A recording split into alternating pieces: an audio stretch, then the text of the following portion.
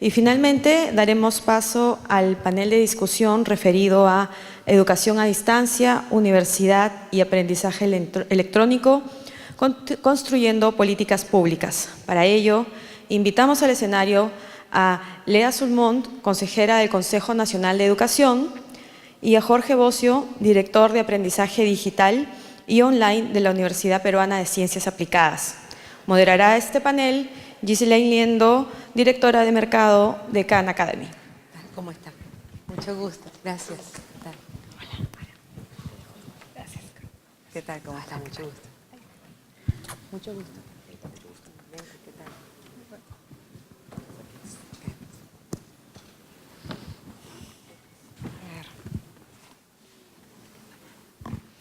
Bueno, buenas tardes. Gracias a todos por acompañarlos ya en la última sesión del día. En la sesión, bueno, esta se llama Educación a Distancia, Universidad y Aprendizaje Electrónico, Construyendo Política Pública, ¿no? Primero quería agradecer a Angélica por la gran exposición que nos ha hecho. En verdad, un mensaje con el que me quedo, que me parece muy importante, es que la tecnología se pone al servicio de la educación, ¿no? Y nos has mostrado muchos ejemplos en los que vemos y esperamos ahora en el panel también poder conversar sobre ello. Para comenzar, la primera pregunta que quería hacerle era a Lea. Bueno, Lea ha trabajado muchísimo en proyectos para incorporar tecnología en la educación, inclusive estuvo en el equipo que hizo la competencia transversal en el currículo nacional para incorporar las TICs, ¿no? Entonces, quería ahora llevarlo un poco a los maestros, ¿no? Que cómo traducimos todas esas nuevas competencias tecnológicas a los maestros, qué competencias y sensibilidades deben desarrollar estos docentes universitarios para agregar esto a su práctica en la enseñanza. Gracias por la pregunta. Primero que nada, buenas tardes a cada una y cada uno. Gracias por la invitación al Minedu. En verdad, gracias por darnos el pie a conversar de estos temas, Angélica, que para mí son fascinantes. Quiero preguntar, porque vamos a conversar juntos, ¿quiénes de ustedes ejercen la docencia? Si pueden levantar la mano. Ok, colegas, gracias. Quiero pedirle a aquellos que no han levantado, bueno, no sé si que pueden tener cargos mixtos. ¿Quiénes de ustedes ejercen alguna actividad académica, administrativa, pero no son docentes? Así con valentía. Ok, gracias. Entonces vamos a hablarles a todos, porque este tema a todos nos va a caer por igual, ¿sí? Porque cuando me pregunta Ghislaine sobre qué sensibilidad debemos tener sobre esto, lo primero que tenemos que tener es una sensibilidad para entender el ecosistema en el que estamos viviendo. Y en un ecosistema, así como en la biología, ¿no? Veo todas estas imágenes, hay actores, esos actores están en un contexto y hay relaciones en ese contexto. Pues estamos hablando de un contexto que nos has puesto con realidad aumentada, con realidad virtual. Estamos hablando de un contexto en donde las tecnologías están siendo un actor más y están transformando las relaciones. Por lo tanto, tenemos que tener curiosidad y sensibilidad para entender estas relaciones emergentes y cómo aprovechar este entorno para poder crear nuevas experiencias de aprendizaje profundo. Y la primera curiosidad que yo debería tener como docente es mirar, por ejemplo, estas fotos. Sí, yo me digo, estas fotos son de un espacio de aprendizaje del siglo XXI. ¿Cuál es el rol del docente, por ejemplo, en estas fotos? Claramente acá hay un par de docentes, hombre y mujer, han tratado de hacer equidad. Muy bien, ¿sí? Estamos acá en equidad, Jorge, ¿no? Estamos en equidad de género, sí, estamos más mujeres. Qué bueno es esto, pero díganme las fotos. ¿Cuál es el personaje central? El maestro en estas dos. Acá no sabemos si son alumnas, colegas, ¿no? Pero en estas dos el centro es el docente. Creo que la primera sensibilidad que deberíamos tener es replantear cuál es nuestro rol. Nosotros como docentes, universitarios, escolares, etcétera, en cualquiera de los niveles educativos, no somos más, y es más, nunca fue ese el rol del docente, el saberlo todo. El rol del docente es un acompañante del proceso de crecimiento del individuo, un acompañante del desarrollo de un ciudadano, de una ciudadana. Por lo tanto, para meterle tecnologías a cualquier cosa, lo primero que tenemos que tener es esta sensibilidad de darse cuenta dónde estamos parados. Este entorno cambió. Miren ustedes sus manos. ¿Qué tienen en las manos? ¿Dónde estás tomando nota? ¿Sí? Acá, en el celular. ¿Dónde estamos tomando las fotos? ¿Dónde estamos compartiendo? ¿Dónde estamos diciendo que estamos acá? Pues tenemos un entorno que nos facilita muchas cosas, el acceso a información, la interacción, la producción, la creación colaborativa. Entonces, ¿cómo no poder sacarle provecho a eso en una experiencia de aprendizaje? Entonces, yo creo que la primera, para empezar a dar respuesta, es esto, ¿no? Repensar dónde está nuestro rol como docente, y yo diría que el docente va a ser esa profesión que jamás se va a automatizar. De esas profesiones que requiere realmente espíritu para poder acompañar a la formación de los seres humanos. Entonces el docente tiene que replantear su rol en tanto diseñador de experiencias, en tanto mentor, de experiencias de aprendizaje y analista de este aprendizaje. Y las tecnologías ahí nos dan una herramienta súper poderosa para poder replantear, recrear, transformar nuestro rol. Y con respecto a cómo esto se integra en la transformación de las competencias que tiene el docente, hay una competencia a la que ahora se le llama competencia digital docente, que está en diferentes niveles educativos. A nivel escolar, nosotros en el Perú, recién en el 2016 el currículo lo implementa, en otros países de la región está desde el 2000, ¿sí? De hecho, en Europa ya han dado vuelta a 3 versiones, hay Digicom Edu, Digicom Org de las organizaciones, Digicom del ciudadano, el ISTE tiene un modelo que me encanta en Estados Unidos, en fin. En el mundo esto se está moviendo muy rápidamente. Acá en el Perú todavía nos hemos demorado muchísimo en decir, ay, es una competencia que tenemos que tener los docentes o son solamente los chicos y las chicas. La pregunta acá es es obvia. La respuesta a esta pregunta es obvia. O sea, es algo que tenemos que incorporar, pero que es esta competencia digital, yo diría que lo más interesante es que es una competencia transformacional. Así como hablamos de la transformación empresarial, la transformación digital, es una transformación personal que tenemos que vivir, seamos administrativos, seamos gestores, seamos docentes. Y la palabra más importante en competencia digital docente es docente. ¿Sí? Y luego competencia, porque implica saber nuevas cosas, desarrollar nuevas habilidades, nuevas destrezas psicomotoras, ¿sí? Y tener ciertas actitudes para el uso. Y la última palabra importante es tecnología, además es la que más va a cambiar.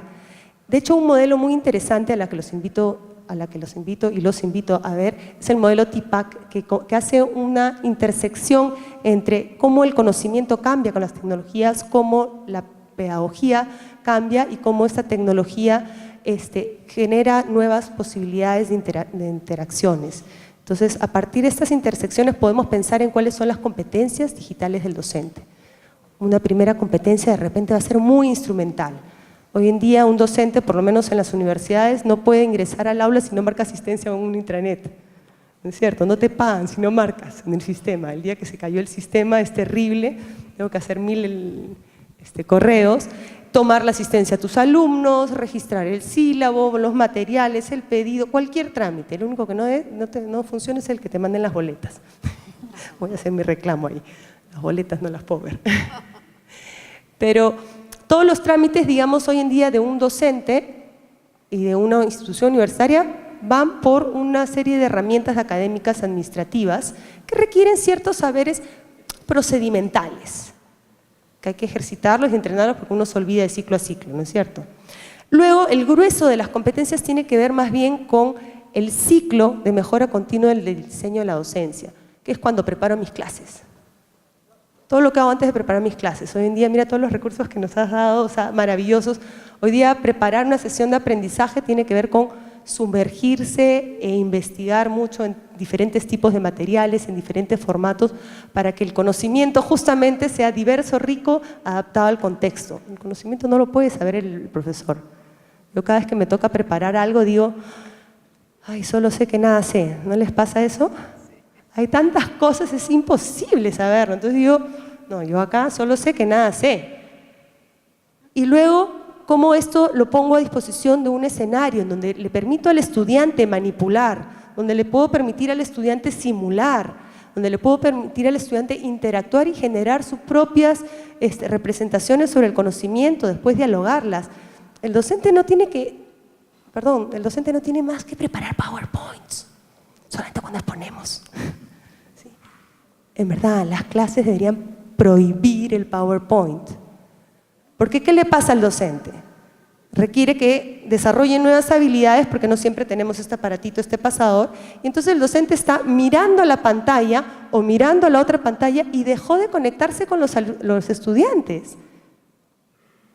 Es absurdo, estamos trasladando la misma educación frontal a un escenario que debería ser un escenario de aprendizaje. Por lo tanto, para que pueda desarrollar este ciclo de competencias y las competencias que tienen que ver justamente con la interacción con los estudiantes, ya sea fuera del aula o dentro del aula, tiene que ver con la modificación del sistema.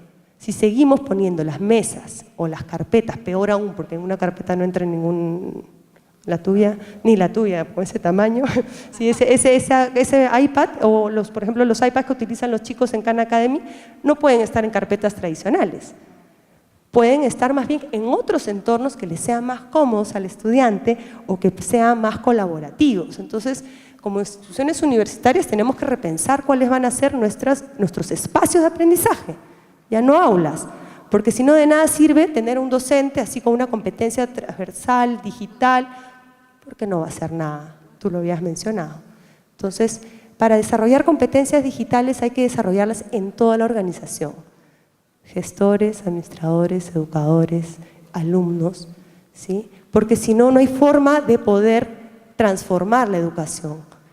¿Sí? Si no le ponemos realmente ganas a una visión que cambie todo el sistema, vamos a seguir hablando de estas cosas y todas las mejoras que pueden haber y no va a pasar nada. Entonces yo creo que si me dices, ya para redondear, porque puedo seguir hablando de este tema 1000 veces, es que se sienten los equipos a probar. Métanse un MOOC, vean qué necesitan hacer para terminar el MOOC, sean parte de los resultados de culminación exitosa. Métanse, por ejemplo, a trabajar con softwares adaptativos para entender cuáles son las habilidades. Métanse a crear una videoconferencia con sus colegas, coordinen proyectos en conjuntos, dejen de dictar cursos separados cuando podemos hacer un proyecto para todos y comunicarnos. Van a corregir menos. ¿Sí? En serio. O sea, hay muchas posibilidades de trabajo, pero si seguimos haciendo lo mismo, en verdad no utilicen tecnologías porque se van a complicar. Si van a hacer lo mismo, tal como lo hacemos, mejor. Pero si quieren realmente repensar y dar la posibilidad de desarrollarnos como profesionales, diseñadores de la experiencia de aprendizaje del siglo XXI, hagámoslo de otra manera y juntos. Gracias.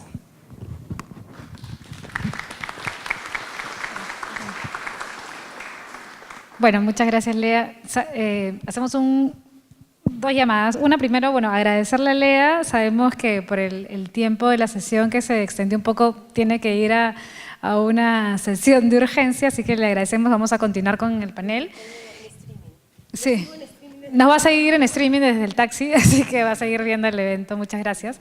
Y además aprovecho en recordarles que pueden hacer sus preguntas. Están recogiendo por ahí los papelitos para luego poder hacerlas a los dos expositores del panel, ¿no?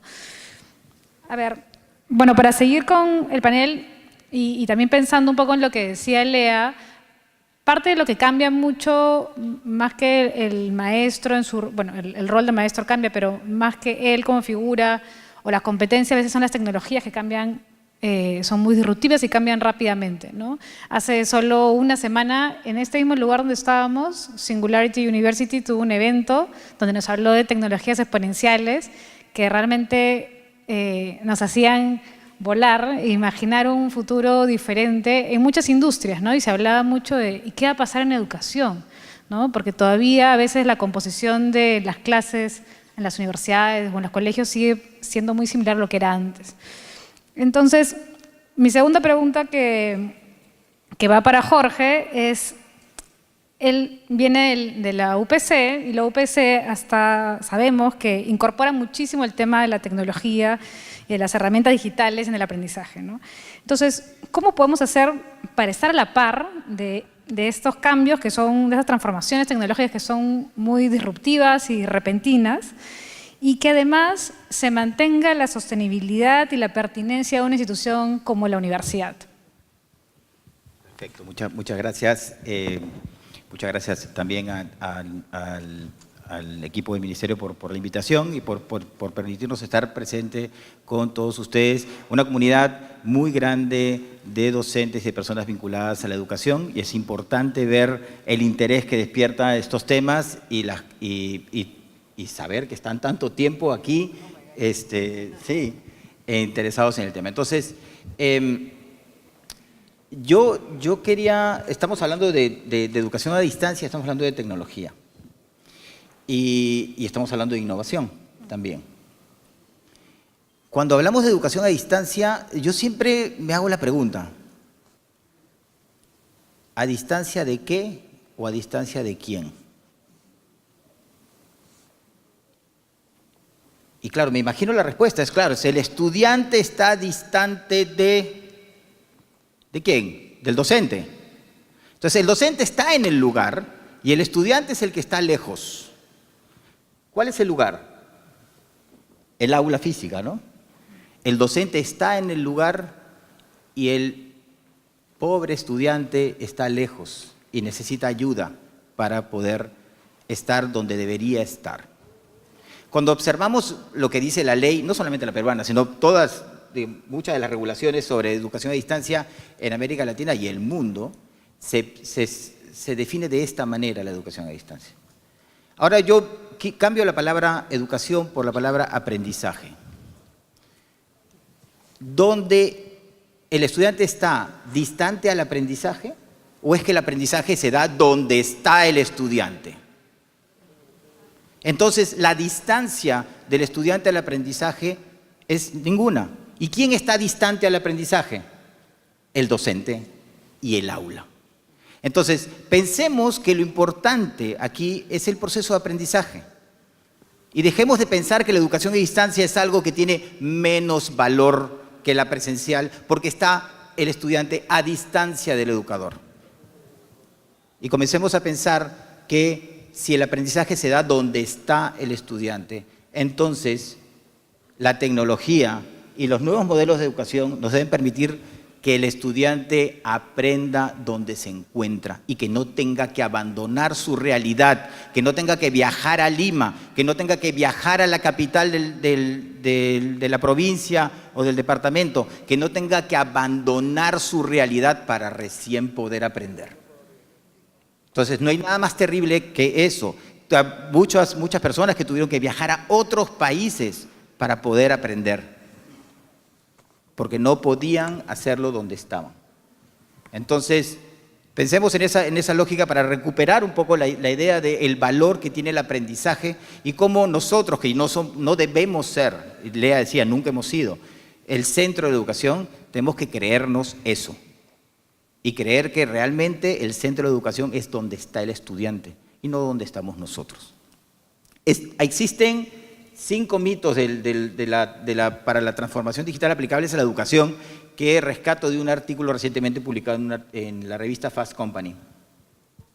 El primero tiene que ver con aprender rápido. Las nuevas generaciones son generaciones de aprendizaje rápido. Hay que aprender rápido y aplicar inmediatamente, ¿sí? Y nosotros fuimos formados en una generación de esto necesita un proceso de maduración. Y que no me preguntes para qué te estoy enseñando esto, porque en el futuro seguramente lo vas a saber, ¿no? Nos pasó a todos con las matemáticas, ¿sí? Entonces yo seré porque soy de letras, pero hasta ahorita no encuentro muchas de las cosas que aprendí en el colegio, no sé para qué servían.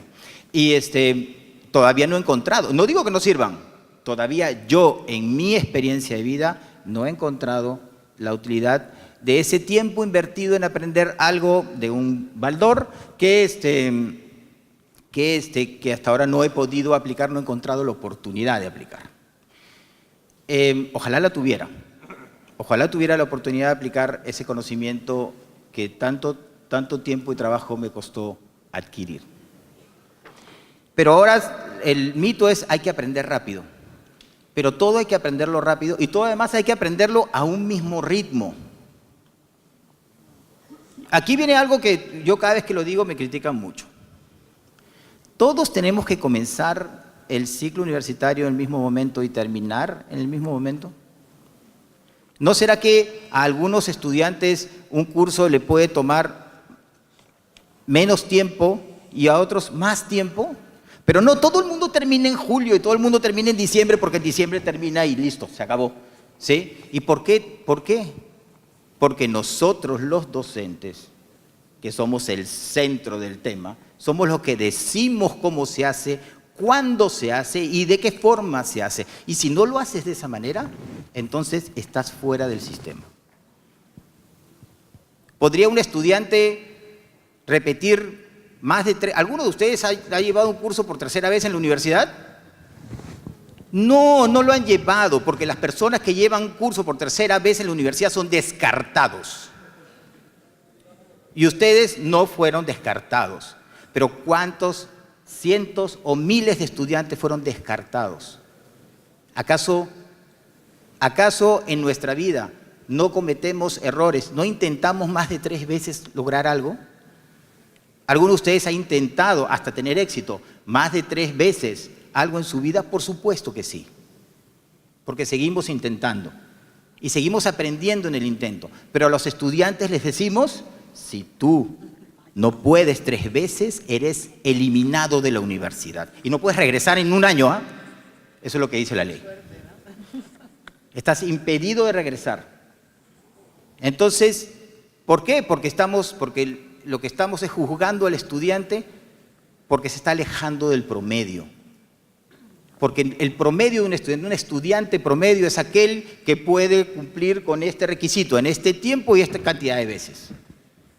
Y por ser distinto al promedio, eres eliminado. Yo estaba escuchando esta mañana, a propósito de esto, espero no extenderme mucho, pero estaba escuchando esta mañana a un expositor de la Universidad de Harvard, que es Todd Rose. Él ha escrito un libro sobre el fin de los promedios. Y de hecho, él aborda este caso de los estudiantes que son eliminados. Y él presenta un ejemplo que la verdad me parece muy ilustrativo. Él dice, para pilotear un avión de guerra, un caza supersónico, ¿no?, el ser humano tiene que estar muy bien adaptado con la máquina. Un error de 1 milésima de segundo puede costarte la vida. ¿Sí? A todos nos queda claro eso.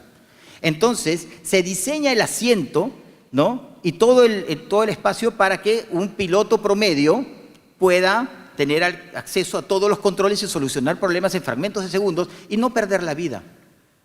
Y entonces se puso a investigar qué cosa es un piloto promedio.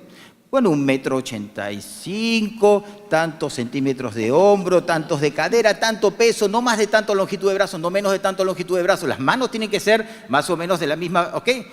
Perfecto. Entonces ahí tenía el piloto promedio que encaja perfectamente en el diseño del avión. Y luego se puso a ver cuántos pilotos de la Fuerza Aérea Norteamericana eran como el promedio. Adivinen, ninguno. ¿Sí? Ninguno era exactamente como el promedio. Y lo mismo no pasa con los estudiantes. Nosotros estamos diseñando experiencias de aprendizaje pensando en el estudiante promedio. Y estamos eliminando a todos los que no se parecen al promedio. Eso es un crimen. Es un crimen. Estamos formando, en vez de personas que van a estudiantes autónomos, estamos formando estudiantes autómatas, que lo que hacen es responder preguntas, son expertos en las respuestas de las preguntas. Yo pido 1000 disculpas por ser tan crítico, yo soy docente y me critico duramente todo el día, ¿no? Porque no podemos permitirnos en un mundo en transformación seguir manejando la educación de esta manera. Tenemos que formar personas, líderes que transformen la realidad. Y eso esa es parte de la misión, está declarado en la misión de la UPC y es algo que nos repetimos permanentemente. Nosotros no estamos formando estudiantes capaces de responder exámenes, capaces de estudiar a última hora y aprobar, ni siquiera capaces de lograr los mayores puntajes. Eso no es importante. Lo importante aquí es cómo, y volviendo al tema de la tecnología, ¿no?, es cómo generamos con las conexiones y cómo aprovechamos las conexiones las conexiones que nos permiten hacer las tecnologías para que estos estudiantes se formen realmente como ciudadanos que logren a través de estas tecnologías transformar su realidad. Ese era mi. Angélica, la universidad tiene valores tradicionales, ¿no? Como son el pensamiento crítico, la creatividad, la autonomía, entre muchos otros que acá todos podrían decir. ¿Cómo esto se inserta en el e-learning, en la educación a distancia, ¿no? Estos valores que todos siempre defendemos, ¿cómo crees que se insertan en esta nueva ola en la educación universitaria? Una manera de abordarlos a través del e-learning es por medio del aprendizaje basado en retos o en proyectos. O sea, nosotros perfectamente, si tú incorporas dentro del proceso de aprendizaje oportunidades a través de aprendizaje mismo, a través de proyectos, eso te permite, digamos, canalizar el que el estudiante pueda desarrollar la habilidad de pensar críticamente, de resolver problemas de manera creativa y un sinnúmero de competencias. Ahora, yo creo que es importante algo que mencionó Jorge, perdona con el nombre, que mencionó Jorge, y tiene que ver con darse un espacio para reflexionar y para realmente entender qué queremos enseñar, a quién queremos formar. Entonces, cuando hay que dar 3 pasos atrás antes de embarcarse en agarrar y diseñar un e-learning, un programa de e-learning, y realmente preguntarse qué quiero lograr que ese individuo sea capaz de hacer, de saber, con qué aptitud quiero desarrollar y reforzar y qué competencias explícitamente espero yo. Entonces, es lo que llaman resultados de aprendizaje. En educación hay conceptos de ingeniería que tienen enorme valor y es el aprendizaje en reversa, que a partir de los resultados que quieres lograr, echas hacia atrás y ves cómo voy a lograr llegar hasta ese resultado de aprendizaje, cómo voy a lograr enseñar a ese individuo y cómo voy a lograr recolectar evidencias de que esa persona está realmente progresando a lograr este resultado de aprendizaje. Entonces, toma un espacio de reflexión y realmente ser como muy explícito en la forma en que vas a desarrollar esas competencias y generar mecanismos para que el estudiante tenga oportunidad de reflexionar. Yo creo que uno de los problemas que más tenemos en educación es que en el paso acelerado, ¿verdad?, que mencionabas anteriormente, Jorge, no damos tiempo a hacer lo que en educación conocemos como metacognición. O sea, que es montarnos en una escalera y mirar el proceso y entender, ajá, hice lo que hice, ¿por qué lo hice? Y un tema que no hemos hablado es la evaluación del aprendizaje. Eso toma otra conferencia de 3 días. Muchísimas gracias. Sí, completamente de acuerdo que es todo un desafío y es parte, creo que, lo que también quiere promover el evento que ha organizado el Ministerio de Educación es llamarnos un poco a la acción, a reflexionar y también dar esos espacios de reflexión a los estudiantes, ¿no? Yo voy a, como una segunda ronda, quiero hacerles una pregunta a los dos, va a ser la misma. ¿Cuáles consideran ustedes que son las principales ventajas y limitaciones de la educación a distancia respecto a 3 grupos de estudiantes, ¿no? Uno, a la inclusión de grupos vulnerables, a la formación de ciudadanos, que sabemos que es un tema que hoy nos apremia a todos, ¿no? Estamos muy enfocados en ver cómo generamos mejores valores en la universidad, en la casa, en general en la sociedad, y también cómo hacemos con los grupos de estudiantes con capacidades y niveles de apropiación tecnológica desiguales, ¿no? Sabemos que no todos tenemos las mismas capacidades de acceder a la conectividad, al equipamiento o a muchas otras nuevas tecnologías que nos has contado ahora, ¿no? Como el análisis de data, etcétera. No sé. Sí. Bueno, sobre la última pregunta. El año pasado tuve la oportunidad de conversar con Mark Prensky, que fue quien acuñó el término de nativos digitales, ¿no? Y claro, yo le decía, bueno, es que realmente nacemos digital. ¿Hay alguien que nazca digital? Todavía no, ¿no? Todavía no. El nacimiento digital no es algo que se dé, pero lo que él me decía es, Bueno, pero el tema es que has nacido en un contexto digital. Y al nacer en un contexto digital, no es que te sea más fácil o más sencillo aprender a usar la tecnología, sino que, porque igual tienes que entrenarte para usar la tecnología. Si nosotros pensamos que porque los jóvenes de hoy en día nacieron cuando ya existían las computadoras, entonces ya saben usar las computadoras perfectamente, estamos completamente equivocados. Es como pensar que quienes nacimos en la época de la pelota jugamos igual que Messi, solamente porque en esa época habían pelotas, ¿no? Entonces, no es verdad, ¿no? Entonces, hay que preocuparse por eso, ¿sí? Entonces, las competencias, el desarrollo de competencias vinculadas con el uso de tecnología en los estudiantes es una pieza clave para poder avanzar en este camino. Pero las competencias digitales, como lo mencionaba Lea, no se resumen al uso de las computadoras. Y claro, cuando uno piensa en cómo la tecnología nos puede ayudar a construir espacios donde se desarrollen las competencias generales o específicas de nuestras universidades y carreras, está una vinculada con el tema de la ciudadanía.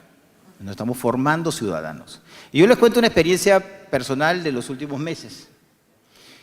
Yo nunca había participado, pues Lea les dice, entren a los MOOC, entren a los cursos, vivan lo que viven los estudiantes, porque solamente de esa manera pueden ustedes generar ese impacto a través de la tecnología. Y yo nunca había participado en estos juegos en línea masivos. No son los MOOC, serán los HOC, no sé. Juegos en línea masivos, donde participan decenas de miles de jugadores de todo el mundo en distintos idiomas. Y todos caen de casualidad en un espacio. Este juego se llama Guns of Glory. Todos caen de casualidad en un espacio y te crean un castillo. Y en ese castillo no te dicen más reglas más que tú comienzas a adivinar que puedes atacar a los castillos del costado para poder quitarles recursos. Y es lo que comienzas a hacer. Hasta que te das cuenta que puedes coordinar, hasta que te das cuenta que puedes conversar, y puedes conversar con personas de Corea porque el sistema tiene un traductor no muy bueno, pero tiene un traductor simultáneo. Y puedes comenzar a establecer alianzas. Y dentro de las alianzas puedes comenzar a crear reglas. Y dentro de las reglas puedes comenzar a establecer incluso castigos y premios para quienes más colaboran. Y eso está en las reglas del juego, eso no está en las reglas del juego. Eso es las personas construyendo una sociedad. Entonces, cuando vemos a nuestros chicos jugando, no nos imaginamos que se están formando como ciudadanos. Nosotros decimos, deja esa cosa, oye, anda. Yo siempre digo, ¿no? Decimos, deja la computadora y anda a jugar con la pelota, ¿no? Y a nosotros nos decían, deja la pelota, ¿no? Y ven a la casa. Entonces, nos decían eso, ya deja de jugar con la pelota y ven a la casa. Nosotros decimos, sal de la casa y anda a jugar con la pelota. Y entonces, pensemos que los chicos cuando están jugando, aun cuando están jugando este juego tan de moda que se llama Fortnite, que es un juego de guerra, aun cuando están jugando eso están aprendiendo a colaborar, están aprendiendo a diseñar soluciones, están aprendiendo a construir, están aprendiendo de física, de aerodinámica, están aprendiendo de muchas cosas. Y ese es el mundo en el cual ellos están viviendo. Entender a nuestro estudiante como nativo digital, como este nuevo ciudadano tan inmerso en la tecnología, no es pretender que ellos saben utilizar la tecnología para estudiar, es que nosotros sepamos entender cómo es que ellos aprenden a través de la tecnología. Así como nosotros aprendíamos a través de la pelota, porque salíamos a jugar, nos organizábamos, hacíamos los equipos, ¿sí? Hacíamos campeonatos. Eso era construcción de ciudadanía alrededor de una pelota. Ahora se construye ciudadanía de otra manera. Y el primer punto que señalabas era el tema de los grupos vulnerables. Y sí mencionabas, Angélica, que la oportunidad de que personas que, sin importar cuál es su estrato socioeconómico, tenían la posibilidad, gracias a la tecnología, de acceder a las clases de aquel docente admirado por todos, sin tener que viajar, sin tener que llegar a ese lugar. Están ahí los cursos del MIT y yo puedo ingresar. Si todos tuviéramos las mismas competencias para poder participar del curso, estaríamos entonces en una situación de igualdad, ¿no?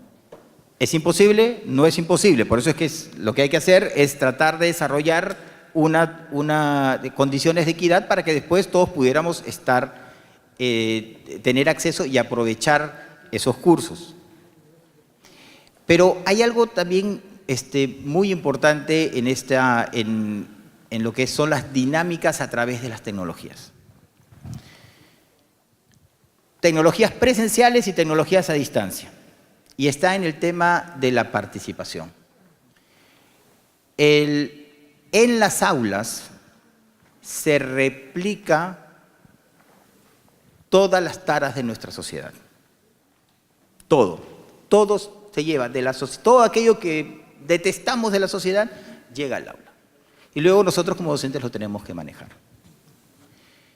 En los espacios virtuales, cubriendo este tema del tema del uso, estamos en condiciones mucho más de equidad que en el espacio real, porque no necesariamente replicamos esto. Cuando llegan ustedes a uno de estos juegos, e incluso a uno de estos MOOC, ustedes no saben, quizás es una ventaja o una desventaja, no saben si la persona que está delante, con la que están conversando, tiene 20 años más que usted o 20 años menos que usted. Es un igual. Y ese diálogo entre iguales genera mucho valor en la construcción de conocimiento. Entonces, aprovechemos la tecnología para generar diálogo, para generar este discurso entre iguales que nos lleva a construcción de conocimiento, a construcción de consensos, a construcción de una sociedad también más justa. Yo voy a complementar lo que dice Jorge en términos de los estudiantes vulnerables. Yo creo que el tema de la tecnología y del acceso a estos cursos masivos, asincrónicos, da un espacio para que ese estudiante tenga la oportunidad de generar su propio paso. Claro, partiendo de la idea que hay un docente que ayuda y guía ese proceso, ¿no? Entonces, aquí yo creo que la tecnología nos da esa flexibilidad de, digamos, diferenciar de acuerdo a los estilos y a las velocidades de aprendizaje. El hecho de que un estudiante pueda parar el video, tomar nota, reflexionar, muy pocas veces, o yo creo que yo nunca me imaginaría yo levantando la mano, profesor, ¿se puede callar un momentico mientras yo pienso? No, realmente uno no se atreve a eso, ¿no? Mientras que con la tecnología tú puedes pausar, tomar tu tiempo, reflexionar y seguir, ¿no? Entonces, y también puedes regular, y allí hay mucha data que se ha ido generando a partir, eso es uno de los beneficios más grandes también que ha dado las plataformas masivas de aprendizaje en línea, que tiene que ver con recolectar data de que informan cómo aprenden, el paso, quién deserta, bajo qué condiciones, quién termina. Y eso creo que informaría mucho a la hora de trabajar con estudiantes vulnerables. El otro elemento que yo veo que puede ser un valor agregado importante tiene que ver, por ejemplo, con los cursos de ingreso del primer año, con cursos remediales o incluso con cursos puentes entre la educación secundaria y la universidad. Una realidad que está en toda Latinoamérica, sin distingo, es el hecho de que estudiantes que vienen de la educación pública en su mayoría traen serias deficiencias, como decían esta mañana, lectoescritura, matemáticas. Entonces, estos cursos ofrecen la posibilidad de balancear esa brecha y, de nuevo, aquí el tema del estrato socioeconómico no entra en juego, pero hay un tema de brechas en términos de competencia. Entonces, yo creo que esos son como los, digamos, seguramente hay otros, pero al menos estos son los que se vienen a mi mente. Sí, bueno, muchas gracias. De hecho, estos dos temas que mencionas, Angélica. Yo desde mi experiencia en Khan Academy este año en Perú, lo he podido ver de primera mano, cómo por un lado la tecnología ayuda a democratizar de alguna forma el aprendizaje, porque para todos es abierto, pero también atender la diversidad que uno mismo tiene en la clase, ¿no? O sea, no todos aprendimos al mismo ritmo y eso está bien. No todos aprenden matemática a la misma velocidad, ni artes, ni comunicación, y son las tecnologías las que permiten que haya un mejor control desde el lado del docente, porque tiene mucha data para atender esta diversidad, y también el alumno avanza a su ritmo y se siente más a gusto de aprender a su ritmo, ¿no? Que una clase estandarizada. Entonces, me parece muy valioso justamente que lo traigas a la mesa. Ahí ya para cerrar, bueno, han dado varias preguntas del público muy interesantes. Voy a hacer dos a modo de ejemplo. Bueno, la primera, Jorge, que me pareció interesante, que es algo muy práctico, ¿no? Que es, bueno, implementar sistemas de aprendizaje digitales es un gran reto, ¿no? ¿Cómo se pueden resolver situaciones cotidianas, comunes, como lo es, por ejemplo, copiar o suplantar en medios de educación a distancia? Tras tu experiencia. Muy interesante la pregunta. Yo tengo dos tipos de respuesta. Sí, la tecnología nos permite identificar perfectamente a las personas cuando responden un examen. Hoy en día tenemos disponible tecnología de biometría, ¿no? Que incluso puede hacer las mismas cámaras de los celulares o de las computadoras, las laptops, pueden identificar y tomar fotografías de la persona que está dando un examen, y de esa manera podemos saber que efectivamente es esa persona la que está tomando un examen. Entonces, con eso podemos eliminar el tema de la suplantación. El tema de la copia es un poquito más complejo, porque eso implica que las tecnologías sí nos permiten, con solamente un clic, enviar las respuestas de un examen a 30.000 estudiantes, ¿no? Porque si sabemos las preguntas y sabemos las respuestas, si son las mismas preguntas y las mismas respuestas para todos los estudiantes, entonces basta con enviarles a todos por correo electrónico y todos lo que hacen es responder y perfecto, todo el mundo tiene 20. Aquí yo quisiera citar a Simon Sinek, y Simon Sinek plantea esta lógica del círculo dorado, no sé si lo han escuchado. Siempre pensamos en qué es lo que hay que hacer y cómo hay que hacerlo, ¿no? Y la tecnología nos ayuda precisamente a enfocarnos en qué es lo que hay que hacer y principalmente en cómo hacerlo, la tecnología. Y por eso en este mundo, y era otro mito que me olvidé comentar, en este mundo de transformación digital estamos pensando que lo que necesitamos ser es más digitales que la tecnología. Entrenémonos para estar siempre adelante y que la tecnología no nos vaya a ganar. Y ¿saben qué? Tengo una mala noticia, nos va a ganar. Así que no intenten correrle a la tecnología, porque vamos a perder esa carrera. Si la inteligencia artificial, que va a llegar a ser más inteligente, sí va a llegar a ser más inteligente, pues no nos lo hubiéramos inventado. Entonces no juguemos al juego de correr más rápido que la tecnología. Lo que tenemos que hacer es correr en el otro camino. Y entonces lo que tenemos que hacer es ir al círculo central del modelo de Simon Sinek. Es el por qué. Difícilmente nos preguntamos por qué. Entonces la tecnología sí nos va a ayudar a tomar lista, nos decía Lea, ¿no? Para no perder 30 minutos de clase llamando a cada uno y marcando un papelito, y además se colgó el sistema y ahora ya no puedo y tengo que hacer un reporte, ¿no? La tecnología ya me hace perder media hora o me hace ahorrar 15 minutos. Lo que tenemos que hacer es preguntarnos por qué tomamos lista. ¿Y por qué tomamos lista? Porque si no tomamos lista, los estudiantes no van a clase. ¿Y por qué no van los estudiantes a clase? Porque tienen algo mejor que hacer. Es la verdad. Y entonces lo que tenemos que hacer los docentes es crear un espacio de aprendizaje que haga sentir a los estudiantes que lo mejor que podrían hacer en ese momento es estar en clase. Sí, pues hay que competir con los videojuegos, hay que competir con el fútbol, hay que competir con la Champions, hay que competir con todo eso. Sí, pues. Esa es la carrera que tenemos que jugar. No compitamos con la tecnología, compitamos por nuestros estudiantes. Entonces, por eso decía yo que tenía dos respuestas al tema. Una, la tecnología sí va a tener la solución. Pero lo que no va a solucionar la tecnología es el porqué. La solución del porqué la tienen ustedes. Bueno, muchísimas gracias, creo que estuvo muy bueno el mensaje, como para abrirnos un poco los ojos a todos. Y la segunda pregunta del público, que es para Angélica, es, en nuestro país, bueno, y en general en la región, que tú también tienes mucha experiencia en otros países cercanos, hay muchos lugares que todavía están distantes de la tecnología, ¿no? De la conectividad o de inclusive el equipamiento tecnológico ideal que deberíamos tener para el siglo XXI.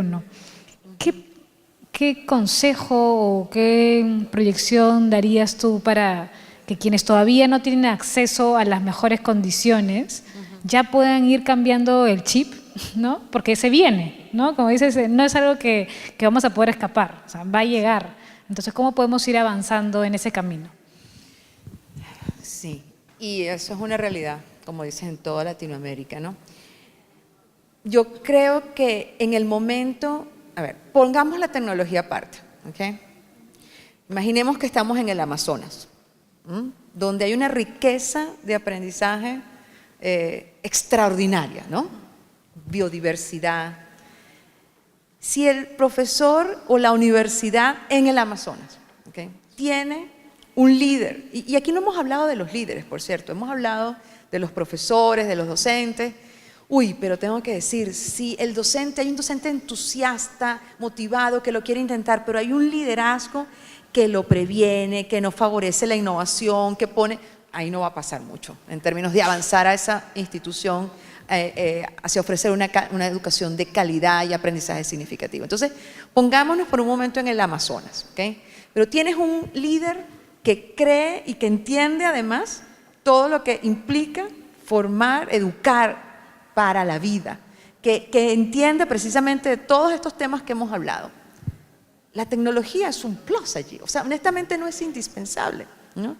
Pero ese líder tiene la capacidad de articular a esa institución bajo un modelo por competencia, donde tengan lo que llaman aprendizaje experimental, donde hands-on, lo que es aprendizaje haciendo. Piaget, ¿no? O sea, vamos, ahí no había iPad o Instagram o Twitter, ¿right? Y la esencia, lo que yo comuniqué en mi mensaje, la esencia es la pedagogía, la capacidad de generar ambientes que estimulen a la curiosidad. Los niños, los niños nacen curiosos, no nacen digitales, están rodeados por digital, pero como bien dice, pero nacen curiosos. Y voy a decir algo que mi esposo siempre dice, que es que la educación hace un excelente trabajo, primaria y secundaria, de ir anulando la curiosidad.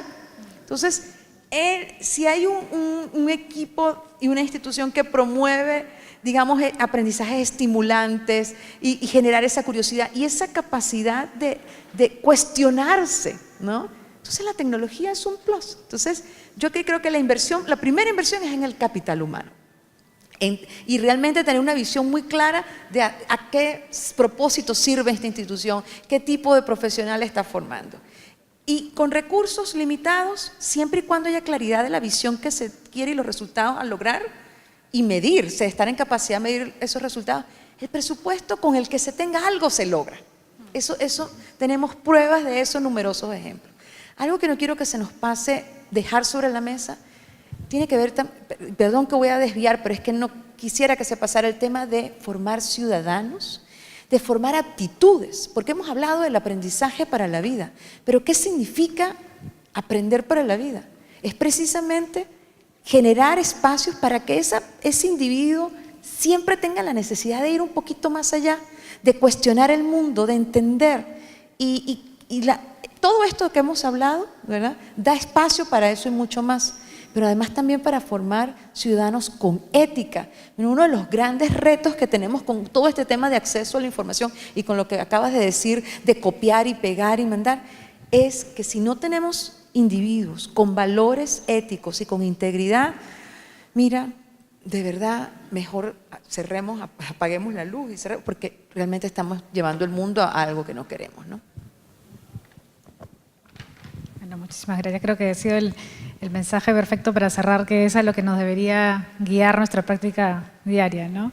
Bueno, yo quiero, ya para cerrar, agradecer a Jorge, a Angélica, bueno, y a Lea, que también estuvo, y agradecer a todos por haber estado, bueno, todo el día y acompañarnos en esta sesión.